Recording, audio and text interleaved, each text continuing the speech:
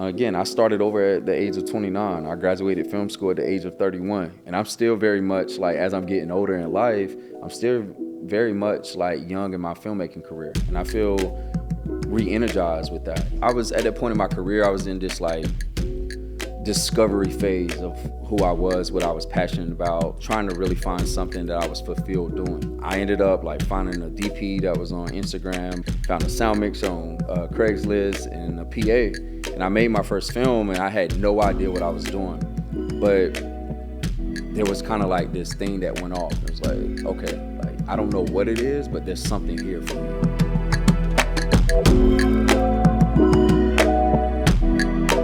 Welcome to the Production Notes podcast, where we're going behind the scenes with directors, filmmakers, artists, creatives, and getting a look into their lives and the work that they produce. I'm here with AJ Riggins, a filmmaker, director, storyteller, all-around visionary. AJ, how would you describe yourself? I definitely think like I'm a storyteller first. I kind of been a lot of things on this journey, but I think I found filmmaking a little later in my life, and I think the reason why I found it later is because I never really grew up wanting to be a filmmaker. So I think the thing that kind of got me there, excuse me, the thing that got me there was this concept of storytelling. So again, I think the core kind of label is that of a storyteller, for sure. Nice. Awesome. So we'll get into the background, the history of how you got started, and then we'll also break down some of your recent films. Cool. You've been doing a lot of amazing work in the narrative space. So we'll take a look at some of that content and then figure out what all went into it. I know it's a lot that goes into narrative filmmaking. So taking it back, you're from the Carolinas, right? Yep, born and bred Monroe, North Carolina. Okay, perfect. What was that background, either family, like what got you into filmmaking, storytelling? Because you mentioned that wasn't your initial goal. So I'm from Monroe, North Carolina, and more of the rural parts as well. So it's like, I like to say I'm from the backwoods of the backwoods. But first generation, college student. And with that, I didn't really get shepherded into one specific career path. It was more or less, my folks kind of just supporting the decisions I would make. And I grew up as playing sports. And, I wasn't like the guy that was highly recruited, but I had some D3 offers to go play football. And ultimately, what position were you playing? I finished up playing end, but I was an undersized end. So going to play D3 ball, they were going to move me to linebacker. Okay. But I again, like I was the athlete that grew up in, I wasn't the best athlete on the field, but I was the guy that would come and perform and was the captain of the team and was kind of like a leader for our teams. And I think like going to college, I was like, you know what, I kind of want a slightly bigger experience. And my whole idea was to try to go to like a D1 AA program and walk on. And I eventually went to school, and the first week of school, I was like, yeah, I'm not playing sports no more, man. I'm caught up in this. But, at that point, I was like telling myself I wanted to work in sports. Okay, let me make a career out of that. And at first, it was to be a sports agent. And then I decided, like, that scope of work ain't one that's really for me. So I kind of went over to the sports marketing lane. And I ended up transferring from Winston-Salem State to UNC Charlotte to be a little closer to my family. And I took that opportunity to really get embedded with a lot of our local sports. So I interned with the Panthers, CIAA tournament, NASCAR, and really started to build up a resume within the sports space. And upon graduating, decided to start my career there. I think for me, it was again, finding out what I was good at. And I've always kind of been good at kind of like talking to people. So a lot of my early experience was like, I would say sales oriented, within like sponsorships within sports, and quickly realized I wasn't going to make a lot of money doing that. So I ended up— You made other people a lot of money. Yeah, for sure. But I ended up moving over into the corporate sphere of like marketing. And there I moved out to California.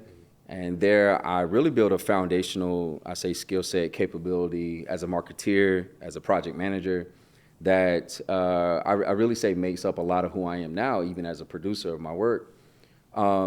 But along that journey, I was a part of this program called Toastmasters. And Toastmasters is a public speaking organization where you kind of like go to, weekly group meetings and you just work on public speaking things. And for me, I've never really been an individual that was kind of like afraid of public speaking. I kind of embrace my flaws when I speak. So I didn't really like the competent manual like things they had us doing. Yeah. But they had this element that was called tall tales. And essentially that was like this exaggerated form of public speaking and a storytelling kind of capability. So I would compete in those. Oh, it was like a competition? Yeah, they were like competition based. So you have like a competition within your club, and then if you won that, you would like go on to regionals and finals. Okay. So I would like compete and win, like with stories that I was telling. And I don't know who this person is, but after I think it was a regional competition I was in, someone came up to me and was like, "Hey, where can I watch you do improv?" I don't do no improv. Like, improv like comedy? Yeah, like because a lot of what I was doing for entertainment value would have like this comedic element to it. Right. Yeah. I was like, man, I don't do no improv. But I was at that point in my career, I was in this like discovery phase of who I was, what I was passionate about, trying to really find something that I was fulfilled doing. Yeah.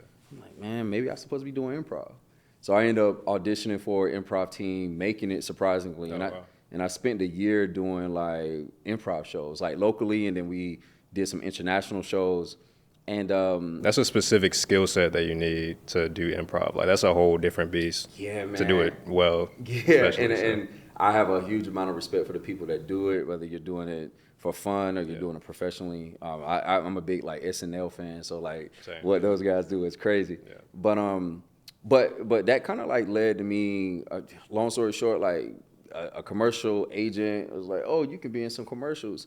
So they signed me and they would like send me sides that I would like audition for, and I'm not no actor, but what I really enjoyed about that process was like the idea of like getting to see this build of a scene or a story, and I'm like, I only got 3 pages, like what happens on the 4th? So I think that was kind of like my career as a filmmaking inciting incident that said like, hey, like what is this process? And that kind of led me to doing what a lot of like early filmmakers do, and that's going to YouTube University. Googling stuff and really finding out that foundation of what it takes to be a filmmaker, what it takes to be a writer, a director.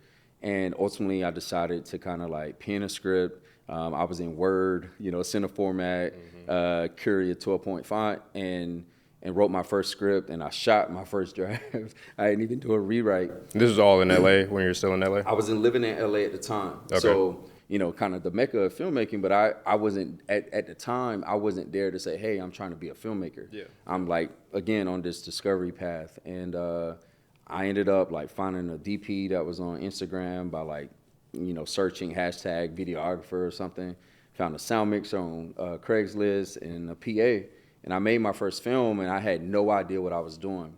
But there was kind of like this thing that went off. It was like, okay, like I don't know what it is, but there's something here for me. Yeah.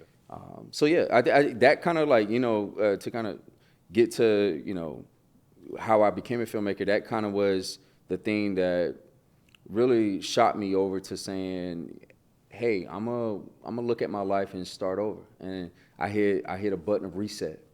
And I left LA. I moved back to North Carolina.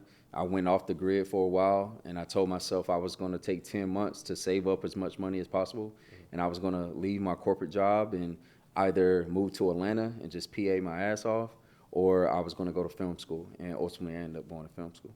Awesome. No, that's a crazy journey, and I know there's a lot of people that watch this and kind of engage with us on a studio level in our workshops that are finding their way, who are just getting started. Maybe they like have a job in corporate and they're trying to make their way into film, or they're just like really creative and want to take it to the next level.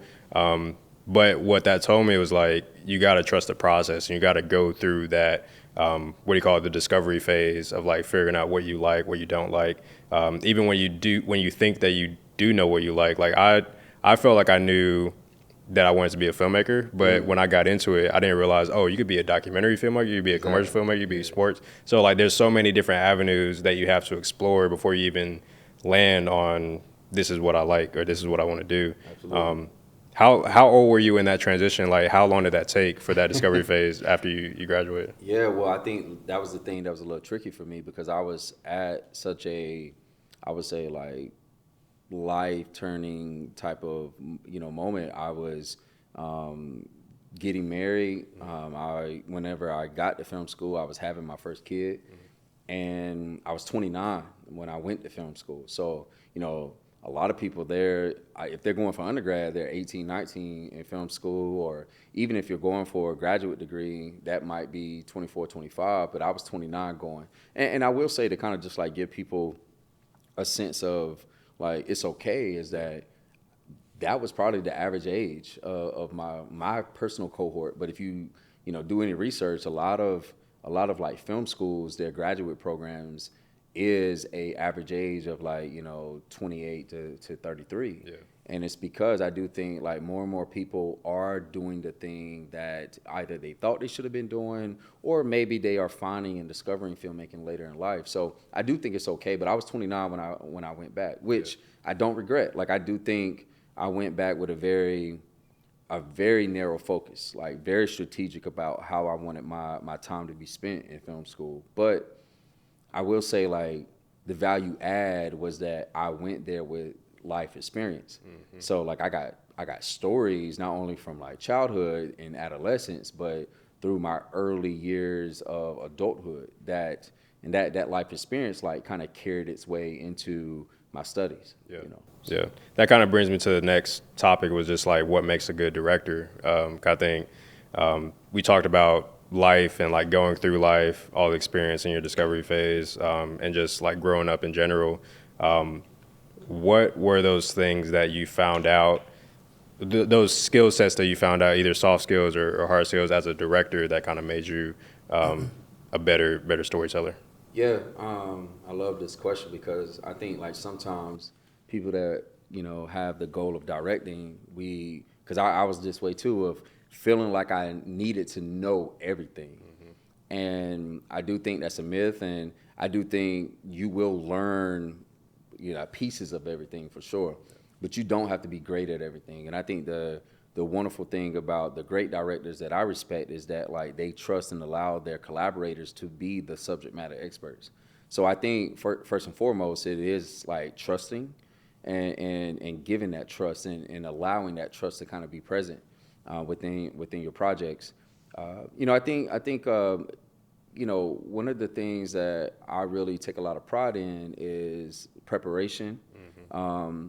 And as somebody who, like in my narrative work, I'm mostly like writing and directing. So like I'm involved in the creation of the story, and then I'm bringing the visual vision to my collaborators. And a lot of times that's like preparation of department decks, and I'm sharing that. I'm heavy in my pitches, and basically over communicating, over providing information. That way, once that transition, that handoff does happen, I can kind of go and focus on my actors or working on the things that I need to do, and trusting that they have the information need to do their job. So preparation, and then I think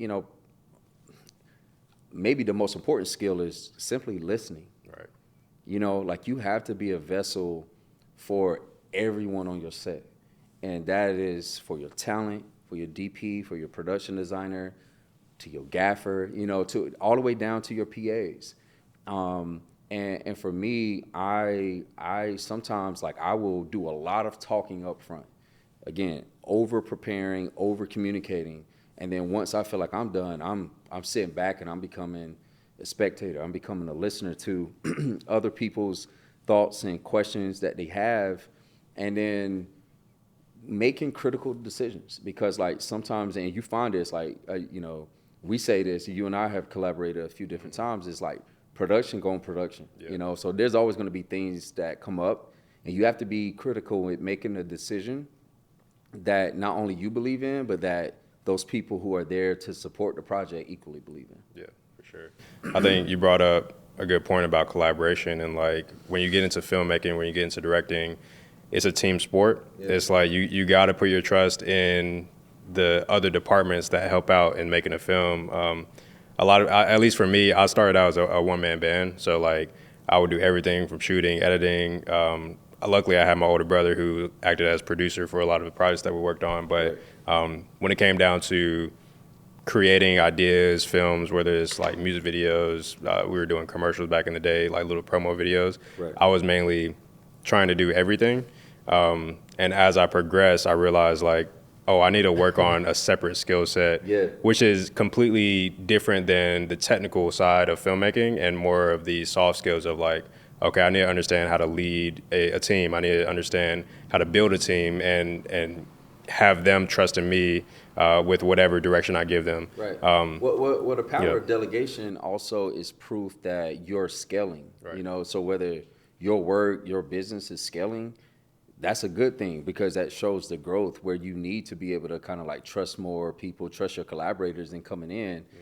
You know, that's a value proposition. That is something that like shows you, hey, maybe this thing is working. It's a little bit of success happening with whatever it is that we're cooking up. So that collaboration, that idea of delegation is something that I think is it's an earned muscle. I don't think nobody is perfect at it when you start, but it is something that you almost have to figure out. Yeah, for sure. I think as people go through school, especially when you go into YouTube University, which I was big on, is like I got heavy in the camera reviews and the what tools to use and all that stuff, and you can easily miss the part about being a good teammate and just like being able to communicate effectively. So, I think again, for me, like growing up, like playing sports, I think that was really one of the things that idea of being the captain of the team. I don't have to be the best player on the field, but I do have to be somebody. I have to be a voice that my teammates trust. You know, so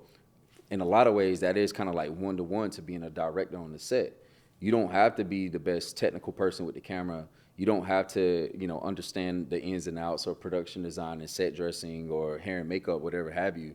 But you do have to be able to like kind of speak. And when you speak with assertiveness where people believe you and not like, not a dictator, not somebody who is like overly anal about every decision that needs to be made. But like, again, you need to be able to lift people up and have them saying, yeah, let's go win the game, So. For sure. That's definitely key. And it's little things like just acknowledging the crew, acknowledging people who are like working and giving their all to the project that help on set, after set, before, in pre-production process, all that stuff. Exactly. When you talk about just preparing and building out your team, you talked about growing pains and like understanding the reason why we go through the process of learning, or in the process of learning, we often go through things that we haven't experienced before, basically. Were there any moments that you've been through in the filmmaking world, in the directing world, where it was just a growing pain moment? You just learned a lot through going through the process that you wouldn't have learned otherwise through a YouTube video or whatever. Yeah, I mean, it's really easy to say like a lot of my earlier work was that, right? Because like you're being tasked with, or you're tasking yourself with being the leader on set while you're also still learning, right? So I do think there's some ebbs and flows with navigating the early parts of your career. But I do think like as you start to build up that muscle, that repetition, you start to become a bit more kind of like, strong as you start to be on more sets with more collaborators that are more frequent. You start to build rhythms with those individuals where, again, like a lot of the kinks and the flaws that might have shown themselves earlier, you're able to kind of expect and plan for. But I do think like even the most polished, the most experienced filmmaker, not every project is for you, and I feel like I've definitely taken on some projects that weren't for me, so like while I knew what I was doing there and I was using best efforts to, make the best film or tell the best story, the reality is that specific story or project just wasn't for me. So I do think it is kind of like the trial and error of showing up and being present and giving best effort, but also being okay with knowing that like a bad experience doesn't mean that it was a bad film, and a good film doesn't mean that it wasn't, a bad experience. So I think it's a little bit of kind of like trial and error with your collaborators. Again, like not everybody you work with is going to be a repeat collaborator, you know, just like not every client is going to be a repeat client, you know, just sometimes things just don't work for whatever reason. And I think that is business. That is understanding this journey and being okay with that. Yeah, for sure. And I want to take a step back to the commercial realm too, because I know you mentioned sports marketing, you mentioned a lot of things that you've done, and now like focusing in on that narrative, like filmmaking and feature films, short films. What has your experience been like in the commercial directing world? Yeah, I think the unique thing about like my offerings is that when I graduated from film school, I also graduated like summer of 2020. Yeah. You know, so we're talking about the height of COVID. To be honest, I was a little nervous, like coming out back into the workforce and like thinking to myself, like, man, who's gonna hire this guy with an arts degree, you know, an arts master's. But I will say, like, the unique kind of like hybrid thing that I was able to develop for myself was like leveraging my past experience in marketing and project management and blending that with who I am as a filmmaker.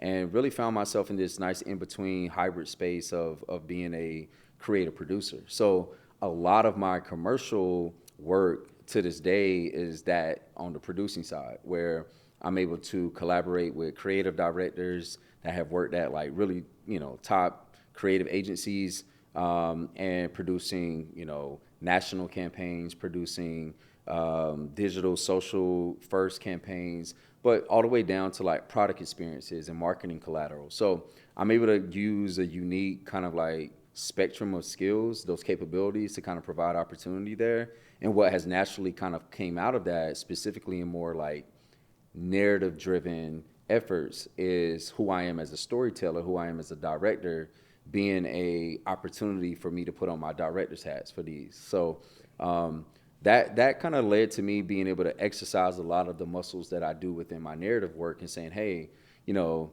like we all say, you got to keep the bills on, right? Yeah. You got to, you know, the survival job. But for me, I don't really look at my commercial work, my corporate client work as a survival job. I look at it as the job. Like that's part of it. You said this earlier, like there's a lot of different types of filmmaking. It isn't just, you know, your Hollywood narrative stuff. You got sports, you got documentaries, you got brand storytelling, which is such a pivotal thing that offers brands like true human stories that they're able to use within their product and services. So I do think that has been a fruitful thing for me, and finding the clients that I work with, and you know, keeping those clients and producing that type of work. Yeah. So. I feel like when you're in the film world, you don't have to do everything, but there are different muscles that you can work out that complement the next. So like for me, I know I mainly want a DP. That's like my path, but I also edit as well, and I direct sometimes. So like, even though those aren't my strong suit or the thing that I want to primarily do is directing and editing, they all complement my skills as a DP because I know what to look out for. I know how to understand certain things on production that I wouldn't understand if I was just honed in on this one thing. Right. So I like the fact that you not only direct, you produce and do all these different things to kind of complement the work that you're passionate about. And like producing in the commercial space is like rigorous, you know? So I do think that producing for other creatives, and then a lot of those times on like bigger commercial spots, like we're bringing in commercial directors. So, I mean, again, I'm on set, and I was on a set this past, last October in Prague, and I'm just like learning, and not saying like I'm learning new things, but I'm like learning how other directors work, because I often don't get a chance to be on set in my narrative work with other directors. So like being able to produce in that capacity, I'm equally able to learn from other creative directors, film directors, DPs, so on and so forth. And it is a muscle that I think that if you can, especially like earlier in your career, build and go into, is something I think is worth it. For sure. Yeah. There are a lot of people who, again, are getting into this film world, are getting into the creative world as a videographer, photographer, whatever they're doing, and finding a lane in it. Do you have any advice for the up and coming like creators? Yeah. I always say, man, just like, it's kind of cliche to say, like, believe in yourself. I am a big fan of like green lighting yourself. Yeah. You know, I will get an idea, man, and I don't really have no plans prior to like making a film, but I'm like, man, this is for this objective. Yeah, don't wait on anybody to. Don't wait on it. I'm a green light myself, and figuring out how to do it, whether that's, you know, family and friends, like fundraising through them, going to a Kickstarter campaign, grants, but just really betting on yourself. Again, I started over at the age of 29. I graduated film school at the age of 31, and I'm still very much like, as I'm getting older in life, I'm still very much like young in my filmmaking career, and I feel re-energized with that, you know. So I would say, like, never be afraid to kind of like start over, and know that all of that life experience, all of that work experience that you gained so far will be a foundation that you can kind of lean on to support your filmmaking career. Yeah. So as a part of Production Notes podcast, we typically like to just view some of our partners' work and just break it down, what all goes into the production of it, the behind the scenes of it. So what we're going to look at is Fireflies Save the Night, one of your short films that you made in 2022. Before we get into it, can you give me some backstory, some background around the film? Yeah, for sure. So Fireflies Save the Night is the third derivative project of this world that I was building around this character of Twan.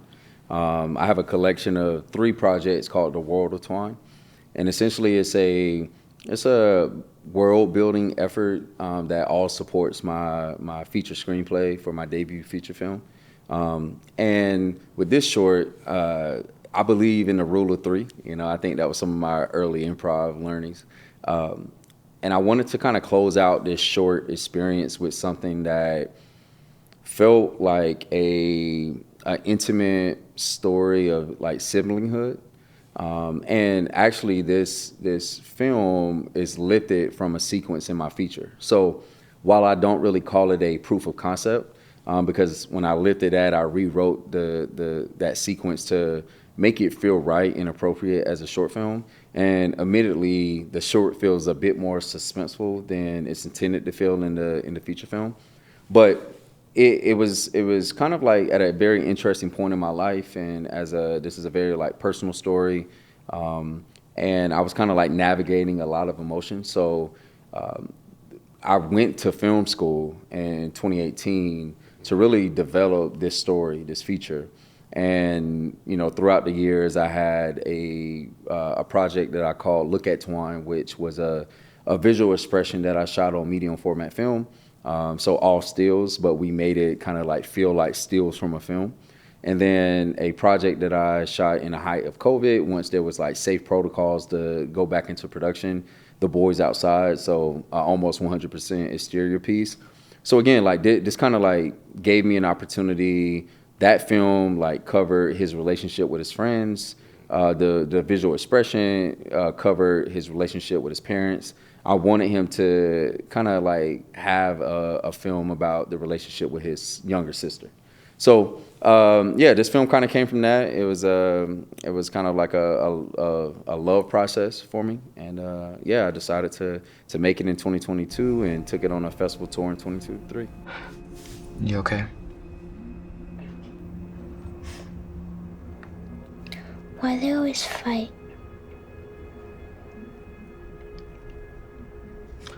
I don't know. I feel like you do a really good job of bringing out that emotion and the writing, the directing, like how you piece together a scene. So just at a high level, let me actually record my screen really quick. At a high level, what goes into building out those scenes, and what's like in your thought process around writing it in the script, and then also bringing that into pre-production as you're building out these worlds. Yeah, you know, it's a story that definitely touches on a very, you know, heavy and emotional subject. You know, this family dysfunction that seemingly is happening behind closed doors. But I'm never really a fan of like fetishizing off of like trauma. I don't believe that we have to see it, but I do think there's something really kind of eerie about the diegetic experience, right? And where would kids ultimately find themselves in seeking a safe space, a haven? Growing up, for a lot of kids, that was your closet, right? Whether you're hiding from monsters or, whatever the case is. So in telling a story that has this foundational root of like siblinghood, I knew I wanted to write something that, yeah, there's heaviness in there, but I didn't want it to be all about the heavy. I wanted there to be some slight banter. I wanted there to be a clear connection of their relationship. And this idea of safety, was important to me. So when I was penning the script, of course, like, again, I wrote this in my feature first, lifted that, moved it over into the short, but the core ethos of what I was looking to accomplish was the same. So this idea of safety, Twine being a bigger brother, how would he respond in this element? And even coming into the film, we open up with something that is very lighthearted, a hand clapping game, something that a lot of kids grew up doing. But then we're immediately introduced to the conflict and the question, that the sister asks.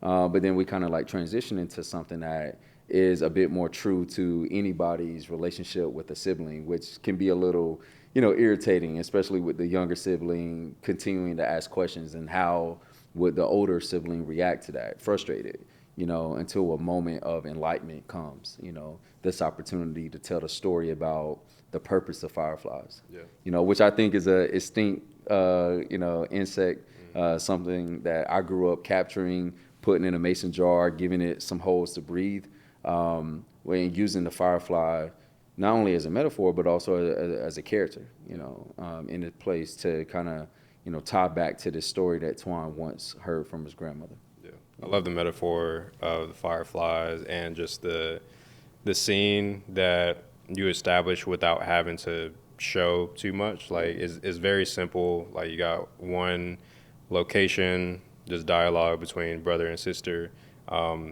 with the hidden, or not hidden, but with the metaphor of the firefly, just bringing out, I guess, a deeper element of the story, whereas it's not just about this one thing. It's about a broader story between their relationship and their family dynamic. What went into the thought process when it comes to casting, when it comes to directing these actors, because they did really well, to bring out that emotion and to have them, respond to each other on camera? Absolutely. Well, I appreciate that question because I really love talking about casting. I love talking about the talent. They're truly, you have your script as the foundation, but your actors are the individuals that make the film, and specifically in working with children talent, you have to, add an extra element of that process. You're working really with the parents and to kind of get everything set up. And with this story being one that is heavy in nature, that is kind of covering a tougher subject matter, the first and foremost thing that I want to do is create a safe space, of course, for our crew and our talent, but really for their emotions. I'm asking them to kind of, go through the emotional range of like envisioning this diegetic kind of like sound that, startles you and causes you to kind of like have a reaction of fear or being scared, while also finding the joy of this moment in your relationship. So the good thing about the character that, the actor that portrayed Twine, Brennan, he actually portrayed Twine in my last film, The Boys Outside. So he had an opportunity over 2 years to grow with the character. And when he was playing Twine in the last film, he was actually younger playing up. And when he was portraying Twine in this film, he was of age, as the same age as Twine in the screenplay. So I think he was able to kind of like grow and understand who this character was, kind of coming back for his second time doing it. The process, I worked with a casting director, Adriana Herring, because I wanted to cast a broader net to find a sister. I was looking for somebody who was a younger talent, but that could also understand the authenticity of just being a kid while also, giving you some performance. And we found Andrea. She is an actress, all around kind of artist down in Georgia, and never been on camera before. So I think there was an element of Was she like stage or well, just no, she was just trying to get into acting. getting So okay, this gotcha. provided her first opportunity to have some footage. But up until that point, she was doing like talent pageants and modeling. So she was not shy to be in front of the camera at all. But I think that added to the authenticity because she was just a kid and she was very professional. But honestly, for how heavy things could be whenever we were in the take, the moment that I called cut, she lit up the set because she had that child spirit that kind of just like allowed all of us to kind of, if we were here with our shoulders, allowed all of us to kind of relax. So, in finding her, and then I actually rehearsed via Zoom with her and Brennan for 6 weeks leading up into production, then a week of production. We did a early in the week rehearsal, and then once we got to set, we did a full day of rehearsing while we were kind of, building and lighting and everything before we actually rolled cameras that next day. So they were actually very prepared, and a lot of what we kind of was figuring out was all technical. So Yeah, no, that's awesome. I think, and then going back to context around the story of Twan. So you've created or you've written a feature film Yep. that you've basically broken down some pieces into short films. What was the thought process behind that? Is it in order to sell the feature film? Is it to just get those reps up, or? man, honestly, it's a little of all of that, right? Like I kind of entered this chapter of my life. I call it like the second act of my career, my life, as a filmmaker. So I wanted to be very strategic about the projects that I was going to be a part of, and trying to make an independent feature. Of course, it's like it's already hard to make a film, and then you're doing an independent film about a very kind of like niche story. So it's like a microcosm inside of a microcosm, very regional. It's a Southern story. And I just wanted to kind of just like, be prepared. So it's a attempt to kind of like have this package of like with my feature screenplay, hey, I also have these 3 derivative projects to support it. But in addition to that, yes, I do think it was intended to be exercise for me as a filmmaker, but also, again, like this is a very personal story. It was one that these shorts, these derivative projects kind of helped me be more prepared to write the feature. And at times when I was writing the feature, there was moments that I was kind of like afraid to continue. So like I would kind of veer off and do another one of these shorts that kind of served as shadow work for me to get back to the feature writing process. So yeah, it was kind of like a culmination of a number of different things, but I'm proud that these shorts kind of stand on their own, and they've kind of done the festival thing, and they're up online. So they're not mine anymore. They're, anybody that comes in contact with it. But that was the intended kind of objective of it. Yeah. No, that's awesome. Just to wrap up, I want to go kind of frame by frame and understand what went into the technical and like piecing together the scene on screen. So you talked about the acting, the writing. This is just a great frame that just captures the scene as a whole. And you kept it very contained. So talk about like building this scene out and what all went into it. Yeah, so the reality about the entire film, but specifically this scene, the intention was for it to be like, okay, kids in the closet, right? Where have they kind of gone to kind of keep them safe during whatever is happening outside the door? The reality is, from a composition perspective, also from just like an overall kind of like space perspective, shooting that practically wasn't going to make sense. So we actually worked with a local high school in Winston-Salem. We rented out the black box theater of their performance area, and we built this set using flats and then softening the floors, and really built this closet to kind of like look and feel like a practical closet. So these walls are flats? These are flats that we painted. Okay. So it's only a 2-sided flat. So you got your back, and then you have the opposite side. And what we were doing, actually, I'm sorry, it's a 3-sided flat. So we have our back, and then we have both flats behind each talent. But everything else, in front, this way is all air. So. But then we had our, we built a closet. My production designer did a phenomenal job of kind of just like, I wanted it to feel like somewhat of a junk closet. Like, yeah, this is where Twan's clothes is and all of that. But like, it's also the place where, boxes were getting thrown, like extra comforters and stuff was getting thrown. So, we, laid that out. But I also knew like with my framing, I couldn't go crazy with a wide shot, right? Like the intention. It wouldn't have been realistic. It wouldn't have been realistic, right? I needed everything, even this is my wide. I needed my wide to kind of feel contained and intimate. So this was our establishing shot to really just set up the space, the characters, and their action, So this moment, and then everything else from here was like our close-ups was very intimate, standard coverage from both sides that we would just capture. And I did like a medium close-up and then a close-up to kind of just get more detail of their performances, but also of the details that was in the closet as well. Yeah.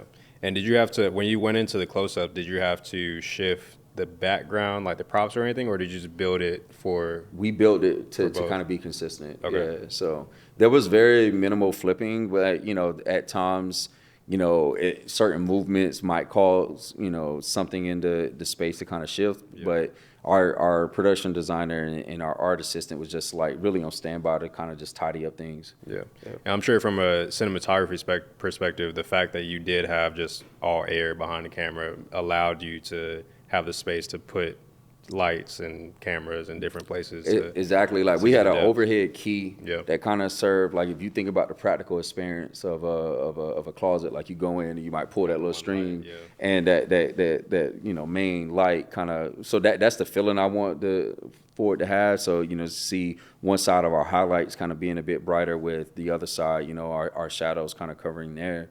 But yeah, I mean, if I would have had the budget, I could have probably shot this in way less takes if I could have just had an A and a B and a C. It's almost like similar to an interview setup, but yeah, a lot of our cuts was to kind of move camera to get all of the coverage that we needed. Gotcha. And then just this one frame of the door kind of like frames where they are. Yeah. So this is a practical. This is practical right here. Yeah, so, in the actual house, yeah. Yeah, this is in the actual house. Once we got to, we built a set, then we were on location for, later in the film, there's a hallway scene. We shot that on location. So this was the attempt for us to kind of like have that establishing wide where we framed up the door to be slightly cracked as well. Yeah.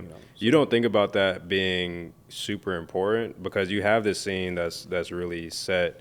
That's a closet, but having the outside, this shot itself, it just like, it expands the world a little bit more. Yeah. So, and funny thing about this, we wrapped our day.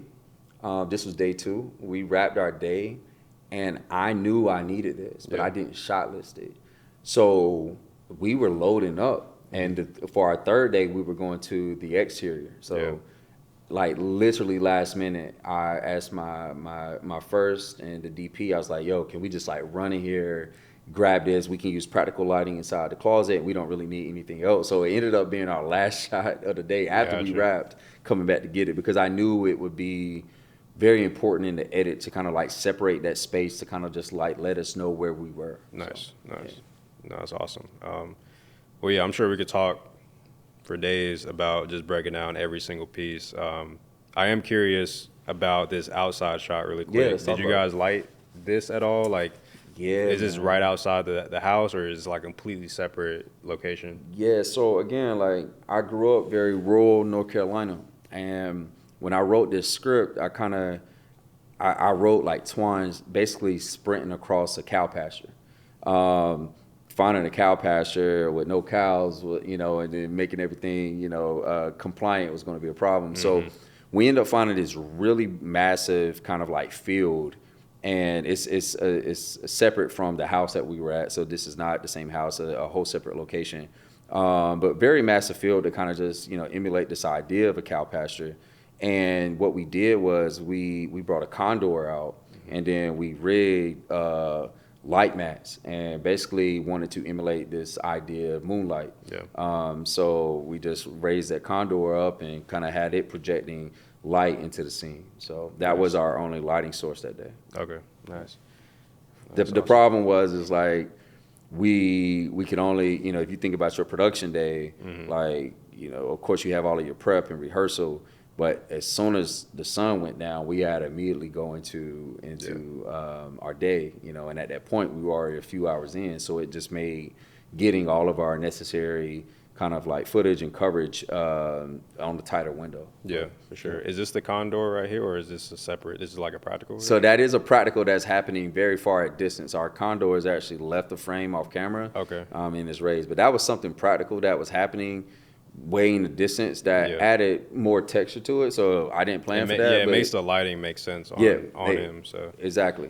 No, that's awesome. And funny thing about this tracking shot, we actually shot it with a heavy lift drone.